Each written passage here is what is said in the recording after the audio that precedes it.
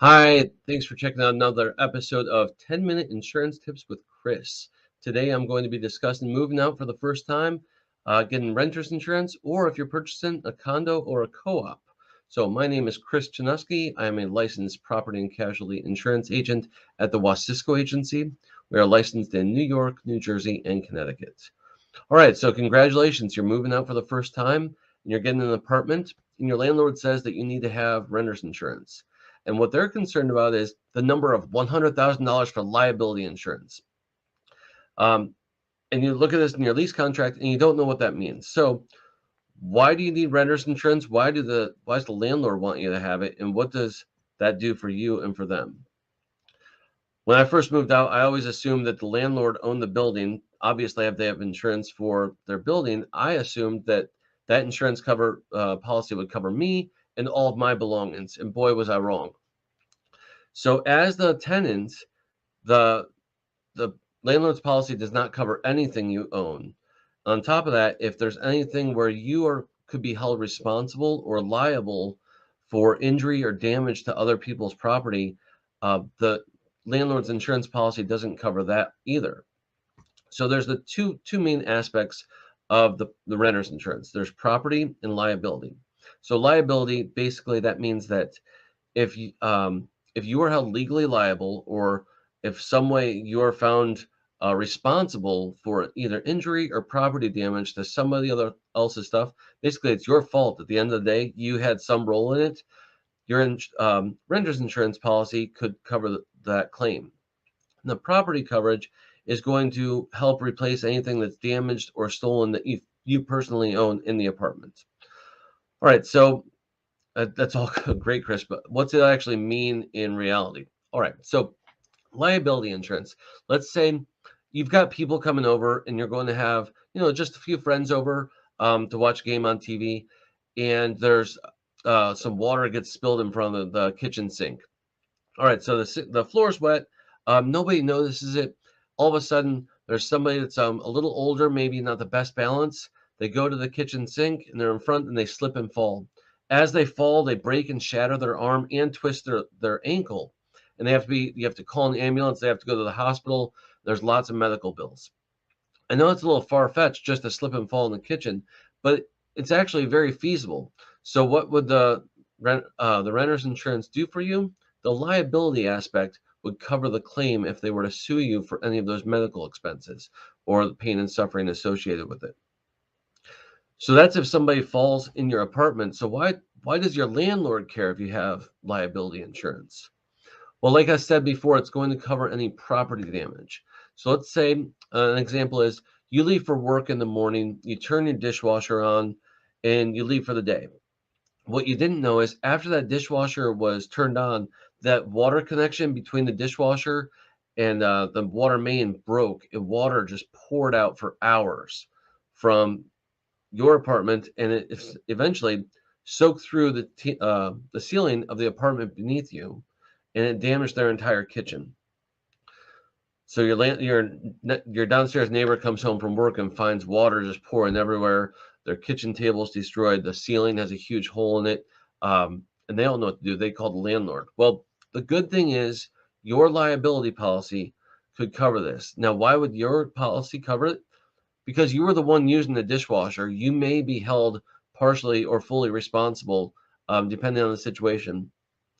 And your policy could cover one, your neighbor's goods, but also repairs to the apartment itself. So that's two examples of how liability insurance could help you out. Now, the liability insurance, it starts with $100,000.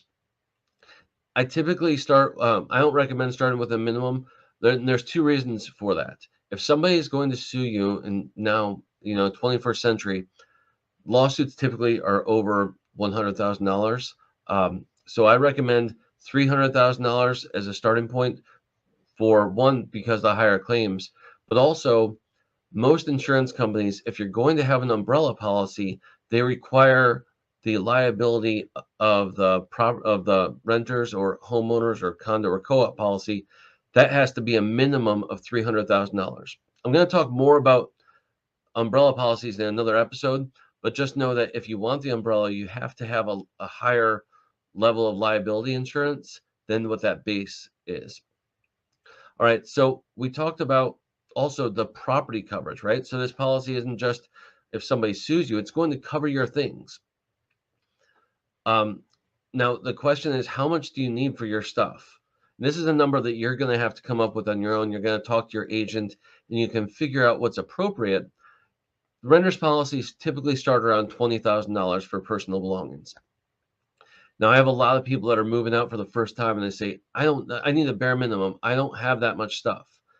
And you might think that you don't have that much stuff, but this is why it's important to do an inventory and find out how much you actually own, right? So it's easiest when you're moving because you've got all your stuff together. So just go through the living room, look at the living room. All right, you got a sofa, you've got a coffee table, you've got a TV, all of your electronics.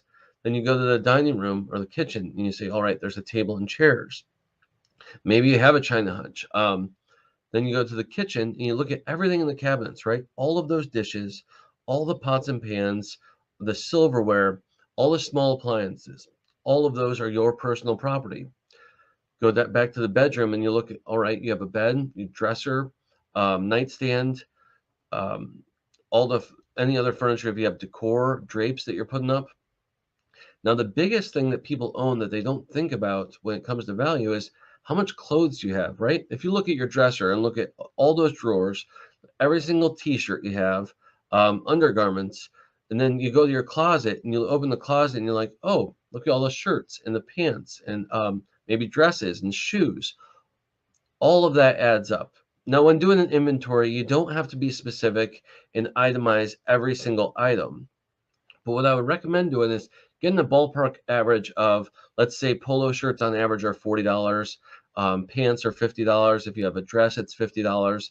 And just do a tally of how many of each you have, and that'll be able to help you out figuring how much clothing you have. Right.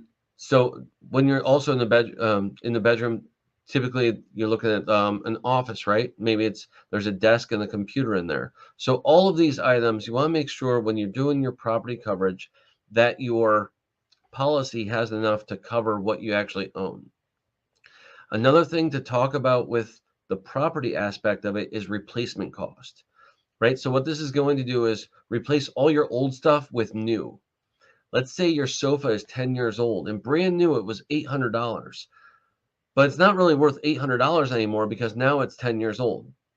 What replacement cost coverage is going to do for you is not take into account that it's 10 years old. They're going to give you the money as if it was brand new. So basically, give you buy you a new sofa or $800 worth of a new sofa, even though it is older. They're not going to take into a depreciation.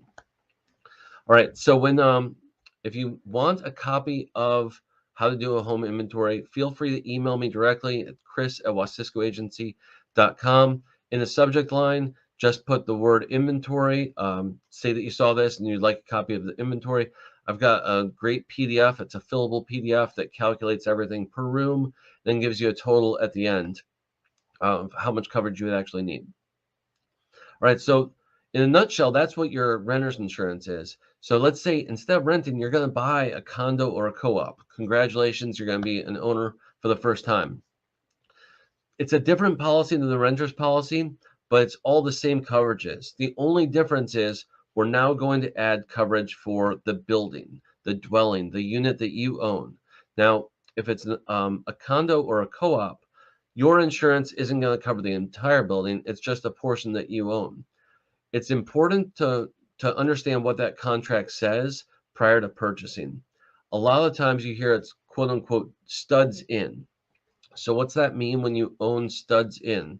That means the sheetrock you're responsible for, all the electrical appliances or the electrical outlets, but not the wiring in the wall. All the plumbing fixtures, but not the plumbing in the wall. You're typically responsible for in the kitchen, all the countertop and cabinets and appliances, all the windows, any floor coverings, all of that is part of the dwelling. So when you get property coverage for that, you're looking at the dwelling. How much do you need? In Westchester County, New York right now, on average, I say $100 per square foot. Now, it's something where we actually need to look at the unit to make sure that that's accurate, because if you have an apartment or you're buying a condo that has all granite countertops, right? It's a beautiful apartment, but it's above standard grade. It's granite countertops, custom cabinets, really high end. $100 per square foot probably isn't going to cover what you have. That's where it's important to have a discussion with a professional, make sure that we're calculating accordingly, to make sure you're covered for what you own. The condo and co-op policy also has a thing called loss assessment.